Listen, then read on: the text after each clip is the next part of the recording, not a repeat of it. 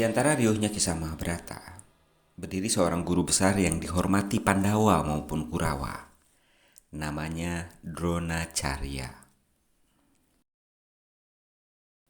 Ia bukan raja, bukan pula bangsawan, melainkan putra seorang Brahmana miskin. Namun dari tangannya lahirlah para ksatria terbesar Bharata. Dan dari hatinya pula lahir dendam yang tak pernah padam. Sejak kecil, Drona tumbuh dalam kemiskinan. Ia memiliki ilmu tinggi karena ayahnya seorang resi besar. Namun hidupnya sederhana, bahkan kekurangan. Di masa mudanya, ia bersahabat karib dengan Drupada, putra seorang raja. Mereka pernah berjanji bahwa persahabatan mereka akan kekal selamanya. Tapi janji masa kecil seringkali kalah oleh kenyataan. Ketika dewasa, Drupada naik tahta sebagai Raja Pancala. Sedangkan Drona hanya Brahmana miskin tanpa harta, tanpa kuasa. Saat Drona datang untuk mengingat persahabatan mereka, Drupada menolak, menghina, bahkan mengusirnya dengan kata-kata yang melukai. Bagaimana mungkin seorang raja bersahabat dengan orang miskin? Luka itu membekas dalam hati Drona. Sejak saat itu, ia menyimpan bara yang kelak akan membakar jalan hidupnya. Tahun-tahun berjalan, Drona menikah, memiliki putra, Aswatthama. Namun kemiskinan tetap menghimpit. Bahkan untuk memberi susu pada bayinya pun ia tak mampu. Konon, ia pernah mencoba memberi anaknya susu dari remasan beras kering. Hingga Aswatthama menangis tanpa henti. Kesunyian dan rasa hina itu membuat Drona semakin gelisah. Ia tahu dirinya punya ilmu tinggi. Ia tahu dirinya layak dihormati. Namun dunia menutup pintu hanya karena ia miskin. Lalu takdir membawanya ke Hastinapura. Di sana Bhisma menyambutnya dan menjadikannya guru bagi para pangeran, Pandawa dan Kurawa. Sejak itulah Drona menjelma menjadi Acarya Drona, guru besar yang ditakuti sekaligus dihormati. Drona mengajarkan segalanya, dari dasar-dasar senjata hingga puncak ilmu memanah. Ia mendidik Yudhistira dengan kebijaksanaan. Ia melatih Bima dengan kekuatan. Ia membentuk Arjuna menjadi pemanah terhebat di dunia. Ia mengasah Duryodhana dan Kurawa dengan ilmu perang. Namun di balik dedikasinya, ia menyimpan satu tujuan tersembunyi.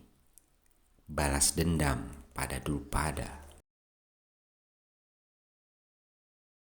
Ketika murid-muridnya tumbuh dewasa, Drona menuntut guru daksina, bayaran kepada sang guru. Dan permintaannya hanyalah satu, menangkap Raja Drupada dan menyeretnya ke hadapan dirinya. Maka Pandawa pun maju, Arjuna dengan panahnya, Bima dengan gadanya. Mereka menaklukkan Drupada. Raja Pancala itu akhirnya berlutut di hadapan Drona. Dan dengan dingin, sang guru berkata, "Kau pernah menolak persahabatan masa kecil kita. Hari ini engkau takluk di hadapanku. Engkau boleh memerintah sisanya. Tapi bukan sebagai sahabatku, melainkan sebagai orang yang telah kalah." Dendam Drona terbalas. Namun sejak itu pula ia terikat oleh benang-benang ambisi yang semakin hari semakin menjerat. Ketika perang Kurusetra pecah, Drona berada di persimpangan. Hatinya tahu Pandawa berada di jalan Dharma. Namun hatinya juga berat meninggalkan Kurawa karena Duryodhana adalah muridnya dan karena gengsi serta utang budi pada Hastinapura. Maka ia memilih berdiri di pihak Kurawa, bukan karena keyakinan, tapi karena ikatan yang tak sanggup ia lepaskan. Sebagai panglima besar, Drona menebar maut di medan perang. Bahkan banyak ksatria gugur oleh tangannya. Namun di balik semua itu, hatinya selalu digelayuti rasa ragu dan cinta yang membutakan pada putranya, Aswatama. Akhir hidupnya pun tiba dengan getir. Krishna tahu Drona tak akan bisa dikalahkan dengan kekuatan senjata. Satu-satunya cara hanyalah mematahkan hatinya. Maka Yudhistira yang tak pernah berbohong dipaksa mengucapkan kalimat samar. Aswatama gugur. Yudhistira memang berkata jujur, karena yang gugur hanyalah sang gajah bernama Aswatama.